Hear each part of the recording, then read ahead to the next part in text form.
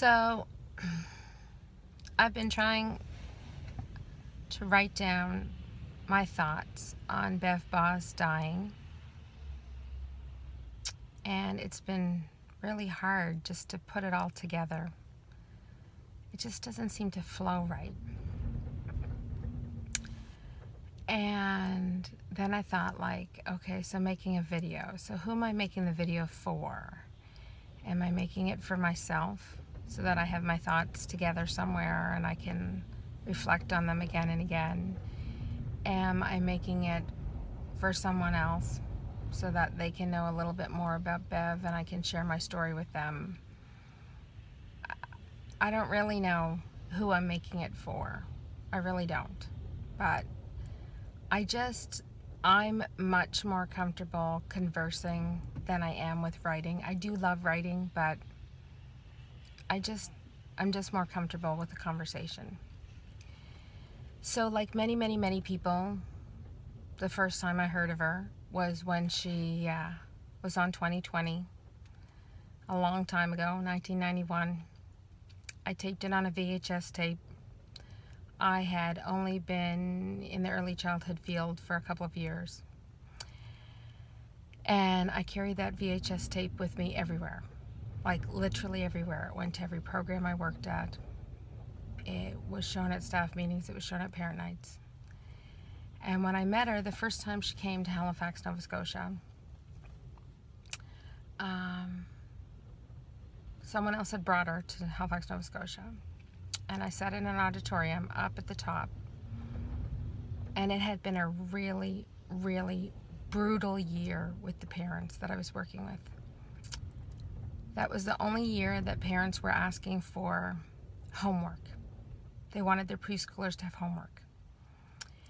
And as far as I was concerned, that was like the apocalypse. Because how could we get to the point that parents would be asking for homework for their preschoolers? I mean, on the spectrum of developmentally inappropriateness, that was just, as far as I was concerned, the farthest point on the spectrum. So at our program, we were walking a really fine line. We were trying to be as child-centered as we could possibly be, and yet still give the parents something that they seem to want, like something, without compromising our principles. So it was like we were walking a tightrope. And that was the year I got to hear her speak in person. So I was up there in the back of the auditorium, and I just cried.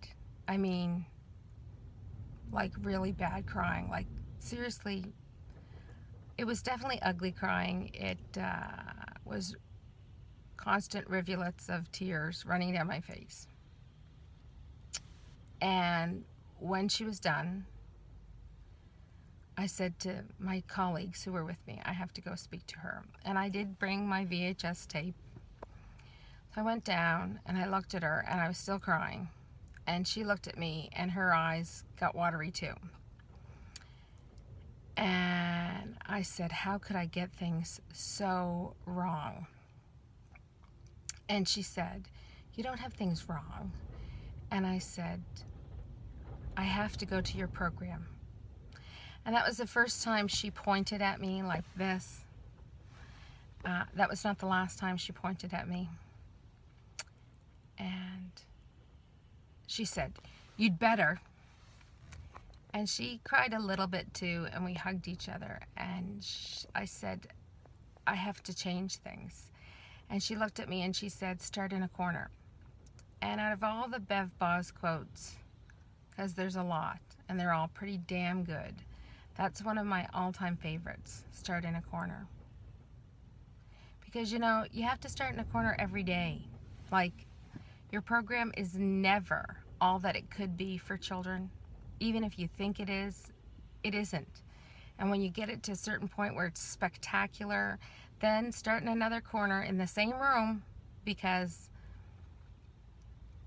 children deserve the best that we can give them, and we're not always giving them the best. What we think is the best isn't necessarily the best. You have to watch the kids and hear the kids and see the kids, and they'll tell you what the best is.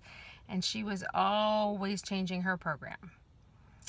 My heart used to go out to Michael Lehman, because I used to think that guy's got to be so exhausted. Because I would imagine every single day he worked with her, she'd be like, Michael, I have an idea. Because she was always starting in a corner. We all think that her preschool that she worked at, the preschool where the team of Roseville Community Preschool worked together, because it wasn't just Bev's preschool, it was the children's preschool first. We all think that it was the model preschool, and it is the model preschool, but honestly, she was always starting in a corner there with her team. So then I brought her back here to Halifax several times, and we were going to her place in California, sending team members there. And my other favorite quote from her is, there's so many. My other favorite quote from her is, will the end of the world come if I let this happen? Will a child learn something? And I love that quote. And I think the day our relationship changed, because for me, she was an early childhood rock star. Then she became a mentor. So, because I kept bringing her back to Halifax, and I didn't bring her to my program, and people were shocked. People were like, are you serious? You've never brought her to your program? And I'm like, no, I didn't bring her to my program. I was embarrassed to bring her to my program, because I still had so much to do. And while I was doing things every day and changing it every day, and it was evolving and it was a progression, I couldn't bring her there. I couldn't. It was too vulnerable. I knew we were working on it. So after we had brought her twice to Nova Scotia, the second time we brought her, we had her spend 3 days in our program. And you don't know scary in an early childhood program until you have Bev Bos be with you every day, all day for 3 days. We were all scared. We were all anxious. We worked so hard to get everything so ready, but I knew it still wasn't Bev Bos standards, and it was scary. And one of my staff members asked her a question in a classroom, and she didn't answer her. And think of how scary that was, how much courage it took that early childhood educator to ask Bev Bos a question in her classroom. And Bev didn't answer. And the children were there in the classroom. And so a couple minutes went by, and then that teacher asked her the question again, which, holy mackerel, that had to be pretty brave. And Bev didn't answer her again. No acknowledgement. So that was another day. That was a day that our relationship really changed, because we then had quite a conversation in my office. I was pretty angry, actually. I was pretty angry. And I said, why would you do that? And she said, she didn't ask me a question. And I said, she certainly did. And you have to think about how scary that was for her to ask that question. And so you may be wondering why I'm telling this story. But I'm telling this story for a really important reason.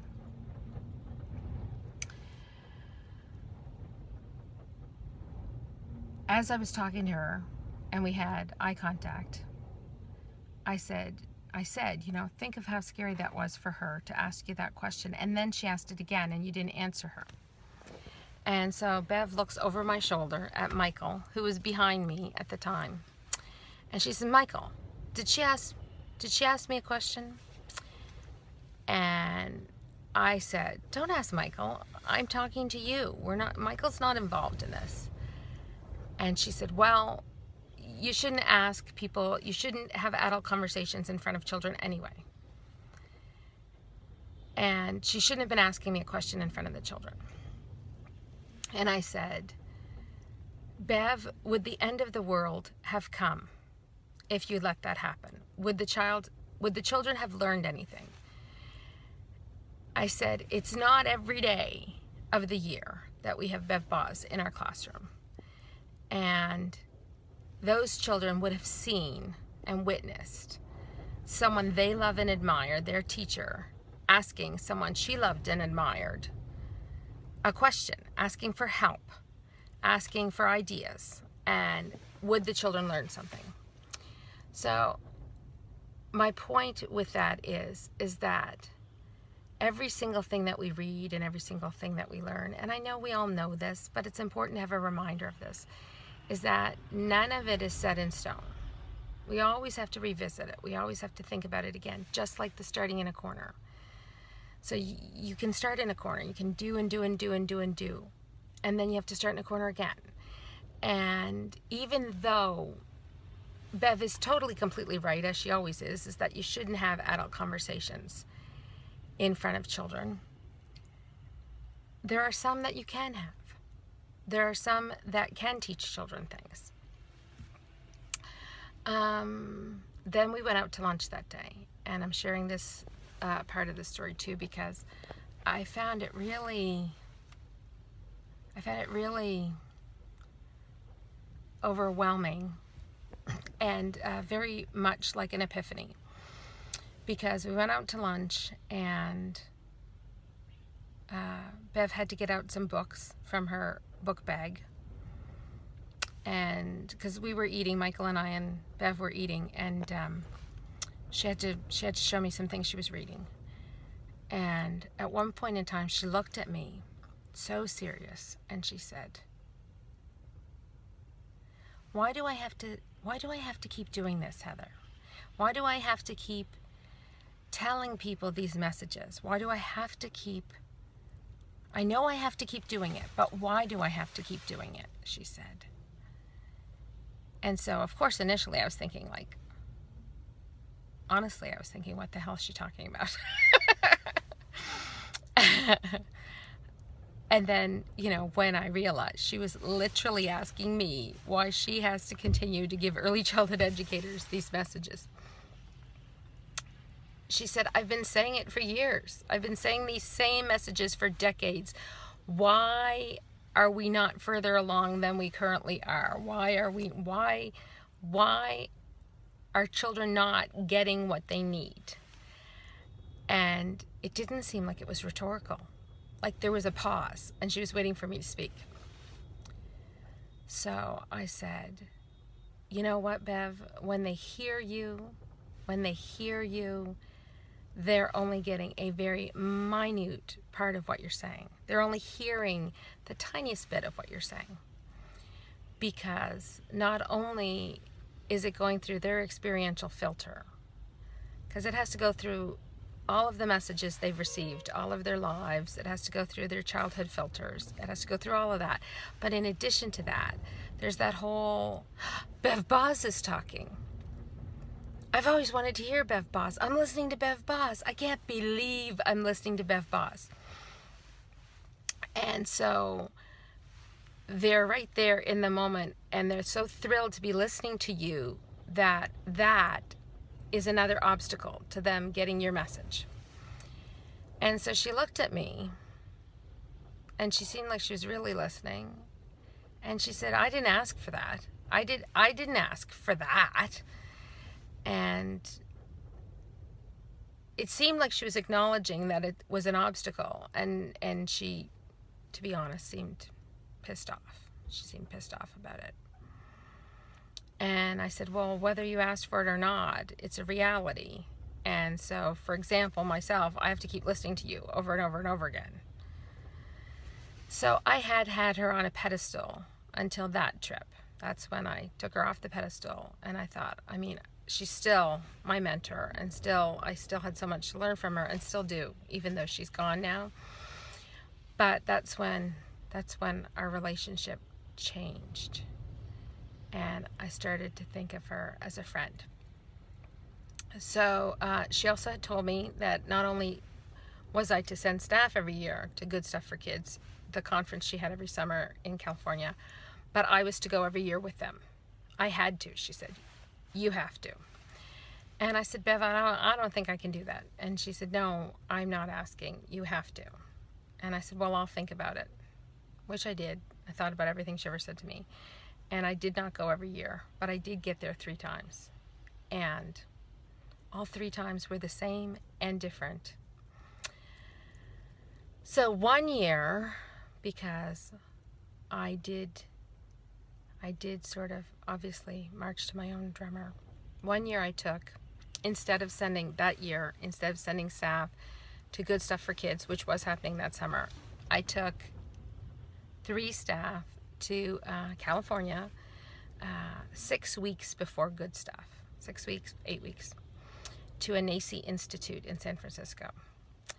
And because we were going to be so close to Roseville Community Preschool, I asked Bev and Michael, could we come and visit the preschool? Because 2 of the 3 had never seen the amazing environment that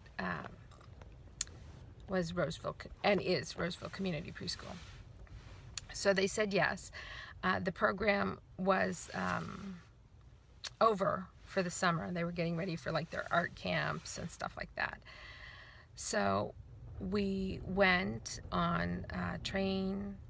I swear we said plane, train, automobile. We did. We took shuttles and trains and planes that day to get from Nova Scotia to get to San Francisco, and then we had to go from San Francisco to Roseville. And some of us hadn't flown before. Some of us hadn't been on trains before. I had, but it was quite an experience to get there. So Michael met us at a bus stop, because we also bussed, in Roseville, and we went out for supper that night. We went to a hotel, and then the next day we went to the preschool. And we had the whole day at the preschool. I mean, we had the whole day. Like there was Melissa, Bev, our Bev, from my program, our program. Melissa, Bev, Faith, and I had Bev Bos and Michael Lehman and Roseville Community Preschool to ourselves for a whole day. Like, we could explore it. We could ask anything we wanted, like any question that came to our minds, and just experience it. Now, of course, the only other thing that would have made it even more amazing would have been to see children in action, because I've never seen children in action there.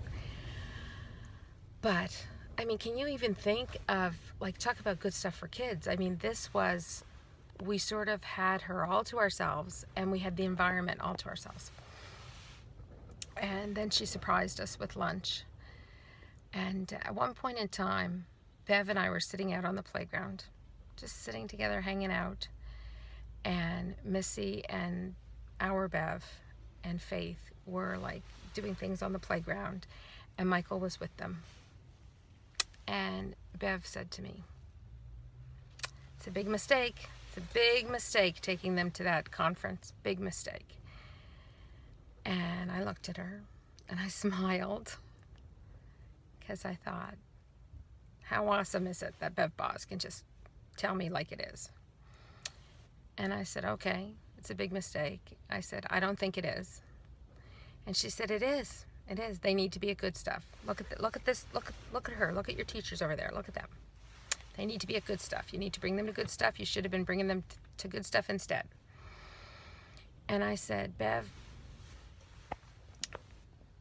we need to try something different. We're still coming to Good Stuff as well, but we need to try something different. And I've never been to a NACI conference, and neither have any of my team members. And they've already experienced so much on this trip, so much. Some of us had never been on a plane, never been on a train, never had a passport. And so the world is opening for them. And it is only by risk-taking yourself that you can learn the value of risk-taking. You have to experience risk-taking to fully assimilate the fact that children need to experience risk-taking. You can read it. You can read it somewhere that children need to experience risk-taking. You can read all the evidence that supports the reasons why and what it does for a child's brain development. But what if you as an adult, you've never been a risk-taker in your life? You've been fearful of things. You've been stuck in your ways. And so at that point in time, just to get ourselves to the preschool, we had done all kinds of different things. And I said to her, even if all the workshops we go to are messages that we do not resonate with us, even if they don't resonate with us at all, going there and being there with all of those people, all those other early childhood educators from different places, and hearing different presenters, we will get little bits and little pieces. And we may learn how to spot a bad workshop. We may learn how to find hidden gems or find diamonds in the rough. But the whole thing is an experience. And I said, here they are experiencing good stuff for kids right here, right now. And she looked at me and she just looked at me and she just shrugged her shoulders and she goes, Heather. So I think I exasperated her, and I don't know what she took in from that or not, but I felt like it was another really important moment in our friendship, because she listened, she asked, I answered. So while we were sitting there, another weird thing happened. We saw a person walking around, because the preschool is right beside the school. And we saw a person walking around in the playground of the school right beside it. And she looked at me and she goes, Heather, go find out what they want. And I'm like, okay. Bev asked me to do something. I'm doing it. So I go over and I'm like, excuse me, can I help you? And she said, is this Roseville Community Preschool right here? And I'm like, well, you're actually at the school, but if you come over here, then you'll be at the preschool. And I said, what are you here for? Are you looking for something? And she said, I'm looking for Bev Bos. Is there any chance Bev Bos is here? Is she here? And I said, I think she's here. Just 1 minute and I'll check. You want to talk to her? And she said, yes, I do want to talk to her. I said, just 1 second. So I went booting it back to Bev. And I'm like, oh my God, she's here to see you. I think you're like her idol. Is it okay if she comes over? Because I didn't know if this happened every day in Bev's life. Like, I didn't know if this was a regular occurrence. I thought probably it was, because that's how I had always felt about Bev prior.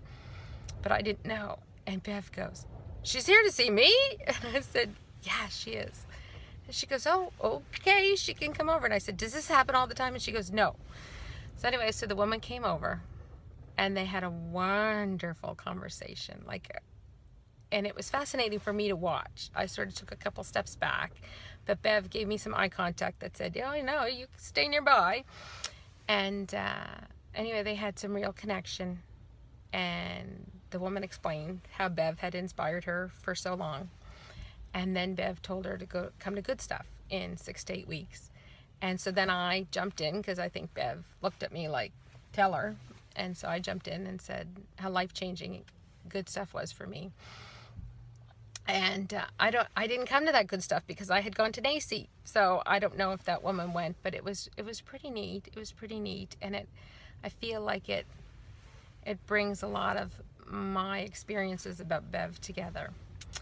But the last thing that I have to tell you, because God knows I have a bazillion stories about her and I'm rambling and nobody really wants to listen to me,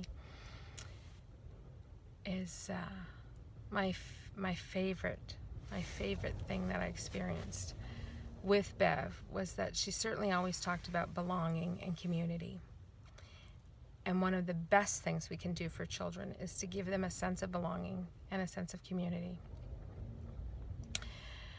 And the time that I had brought her, when we had gone out to lunch, and I had said, like, that's an obstacle for people to listen to you.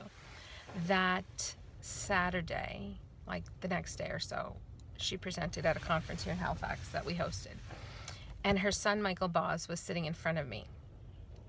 So it was an auditorium, and I was in the second row of the auditorium because I had to keep leaving and running around doing things. And so Michael, her son, was directly in front of me. And the woman sitting next to me right here, oh, she was behind me. No, she was right beside me. Okay, anyway. Every single time Bev delivered a powerful message, this woman would repeat it. Almost like she was chanting it. And she kept saying to the person beside her, yes, yes, yes, yes. Did you hear that? Did you hear that? Blah, blah, blah, blah, blah. Did you hear that? Did you hear that? And I was listening. And sometimes I wanted to interrupt her and say, could you please be quiet? Because we can't focus. And I was concerned that she wasn't focusing either, because she just kept quoting, and like I don't think it was like sinking in. It wasn't becoming a part of her. She was just so in the thrall or under the spell, which is another phrase Bev said, but I don't think she ever meant it relative to herself. So anyway, as the day went on, at some point in time, the woman pieced together the fact that Michael Bos, sitting in front of me, was Bev Bos's son. And she leaned forward and she tapped him on the shoulder and she said, "You're her son? You are Bev Bos's son?" And she said, "You are so lucky." And Michael Bos didn't blink, he didn't hesitate, he didn't blink an eye. He just looked at her and he said, "She is so lucky to be our mother."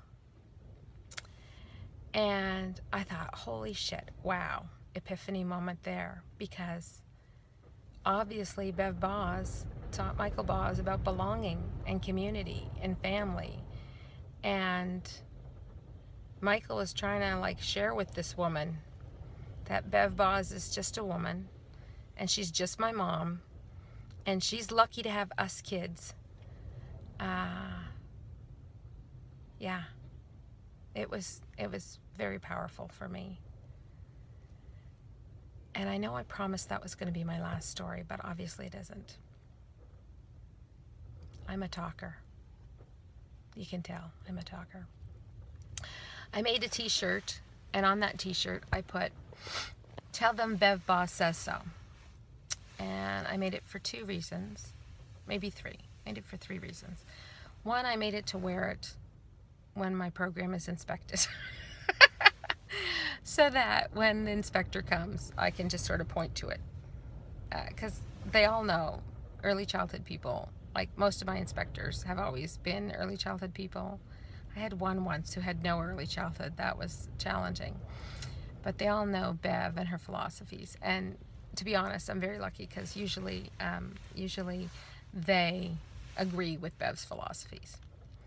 The other reason I made the t-shirt for myself was to remind myself, when I'm going through my closet and I see it, to remind myself, to remember the things Bev has taught me and the things that Bev has said. And the last reason I made it was because Bev was coming at another trip and I wanted to make her laugh. And it did. She laughed a lot. A lot. She found it very funny.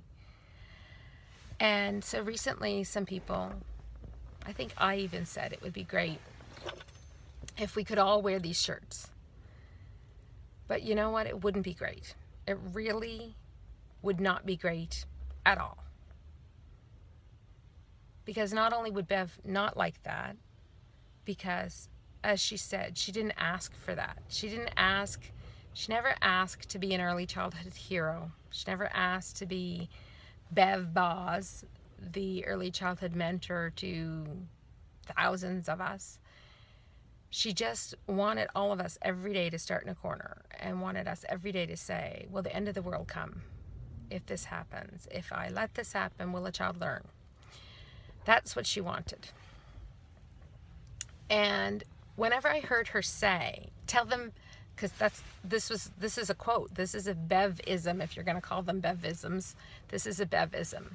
She is the person who said, Tell them Bev Bos says so. And at many conferences, I heard her say it. And that's why I made this shirt, like where I got the quote. And what I think she was saying when she would say it was, because during that conference, she would explain all the rationale of everything she was saying. The rationale of children swinging, the rationale of children being outside, the rationale of children experiencing too much and too little before they could know the just right amount. She explained all of that. And so someone would put up their hand, or someone would say, Bev, but what do I say when my inspector says I can't do this? And what do I say when this regulation says this and this and this and this?